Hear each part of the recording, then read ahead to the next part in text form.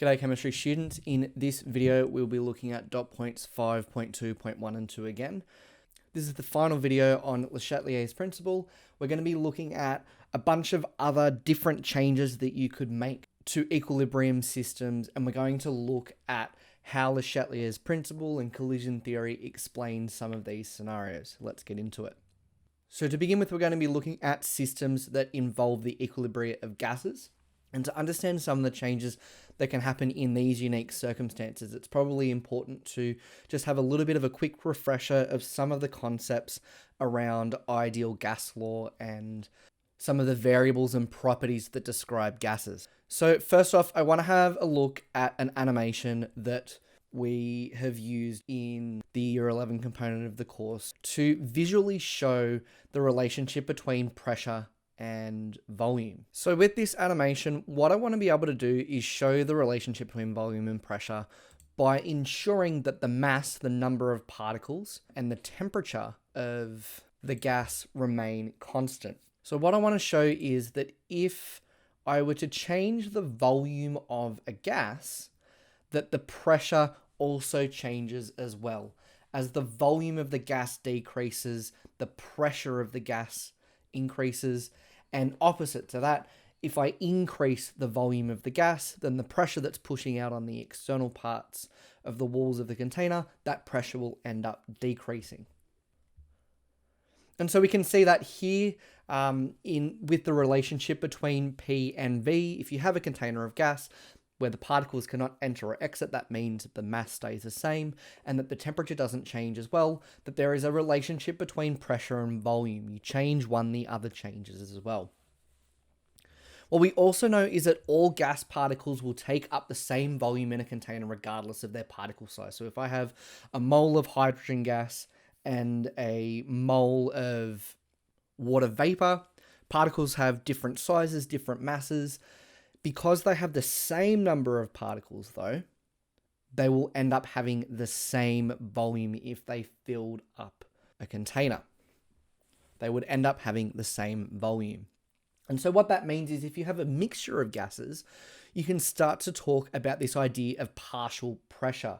So for example, if I have hydrogen and water in a container, then both of those gases will be contributing to the overall pressure of the mixture.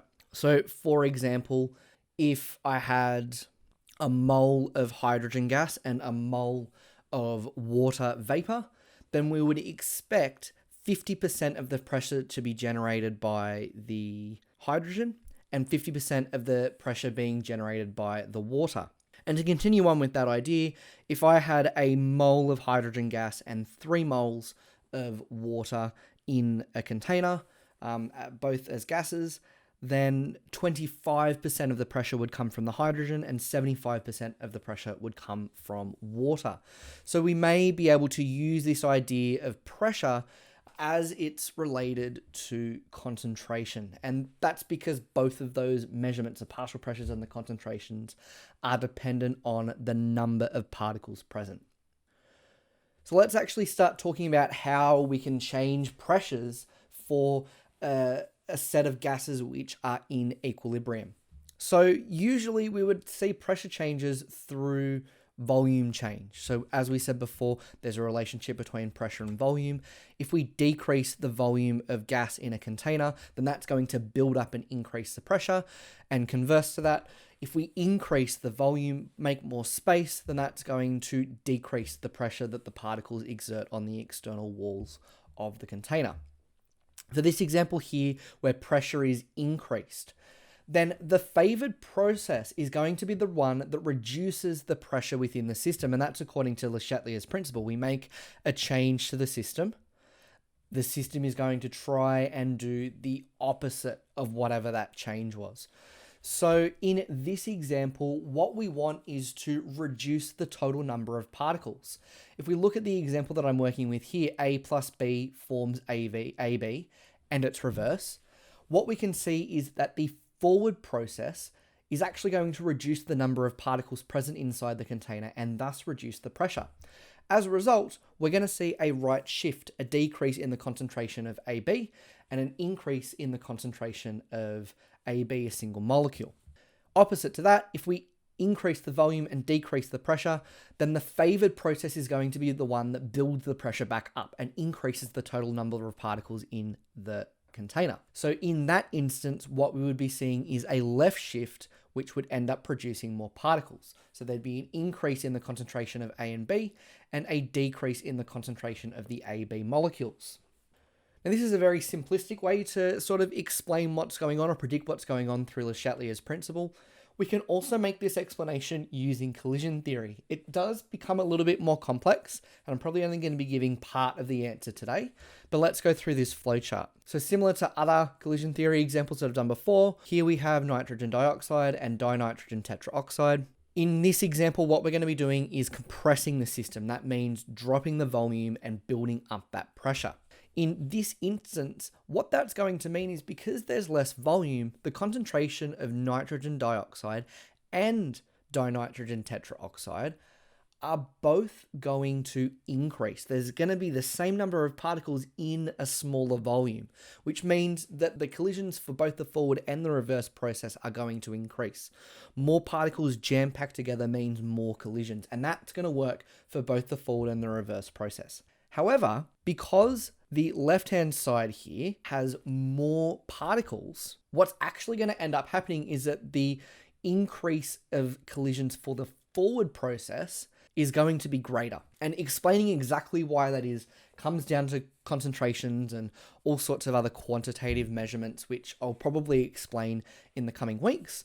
But for the moment, all I want to be sticking with is this general rule of the side of the reaction which has more particles will end up having a greater increase in the number of collisions. And so what that's going to mean is that if the forward process has more collisions, then it's going to have a bigger reaction rate than the reverse process, meaning that, just like it has in every other example that we've looked at so far, the reaction rates of the forward and the reverse process will no longer be equal. The system will not be in equilibrium.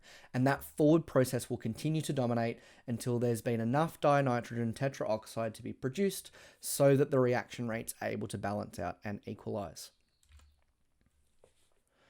Question then becomes, well, what if the left and the right-hand side of our equilibrium have exactly the same number of particles? In this example here, I have one hydrogen and one iodine particle versus two hydrogen iodide particles. When this happens, there's no greater number of particles on either side, and what that actually means is there's not going to be an equilibrium shift if there is a volume or a pressure change. Because when we do make a change to the volume and pressure of the system, the concentration of those reactants are either going to increase or decrease, but it's going to happen at exactly the same rate. And so what that means is that the reaction rate of both the forward and the reverse processes will stay the same, everything will remain in equilibrium, and we won't end up observing any concentration changes. So we can look at the change in volume of aqueous systems in a very similar way to changes of volume in gaseous systems. Here what we have is A and B and the AB molecule in equilibrium, but all of these particles are aqueous. And so the way that we can change the volume of this aqueous system and thus change its concentration is by performing dilutions or evaporations. More commonly, we'd probably see dilutions. In these scenarios, when we dilute the system, what we would see is a decrease in reactant concentration and a decrease in product concentration. Now, what that's going to mean is that while both concentrations drop, what you'll end up seeing is that the side with more particles will see a more drastic drop in overall concentration compared to the side with less particles. And so what we will see with our resultant reaction rates is that there's going to be a lower forward reaction rate with our AB particles dropping drastically in concentration, and the reverse process having a larger reaction rate because the concentration of AB particles did not drop as drastically. The result is that what we're going to see is that the system is going to favor the process which is going to stabilize that reactant concentration. And so what we'll see is a left shift, that the reverse reaction is going to be more dominant, that we're going to end up forming more of these individual A and B particles and increase their concentration and decrease the concentration of A, B as a result.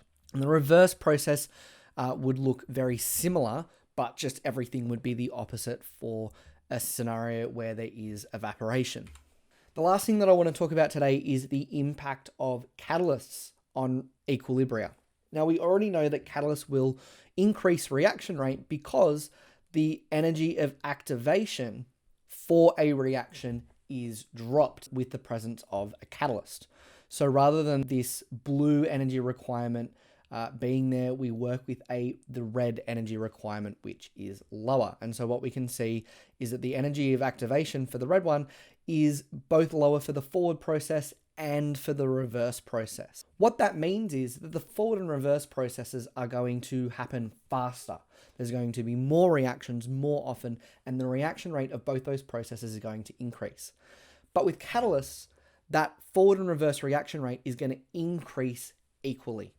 Catalysts never, ever, ever change equilibrium. Equilibrium should still sit at the same spot, but those reactants and products should be able to reach equilibrium faster. You might see that with one of our reaction rate diagrams. You'll see that in both instances, the flat line of reaction rate happens at exactly the same point. However, when we have our catalyst, we see that the forward and reverse processes proceed faster and equilibrium is reached earlier. We'll have a look at this example question in class, but you might see lots of diagrams that become a lot more complex than the ones that I showed you in our earlier videos. In this example for this kind of practice question, you'd be required to explain what is happening to the equilibria at time 4, 10, and 14 minutes. We should be able to observe that there are changes to the concentration of the products and the reactants in the system at each of those times. But those changes are wildly different. And so what we'll start looking at is visual representation showing concentration changes and being able to apply that knowledge to all of the Le Chatelier's principle stuff that we've been looking at over the past sets of lessons. Once that's complete, what we'll begin to do is look at talking about equilibrium from a more quantitative standpoint. So what we'll end up doing first is writing out these things called equilibrium expressions, essentially writing out our own expressions or mathematical equations that can be used to calculate and quantitatively express what's happening for various different equilibrium systems. But until then, have a good one.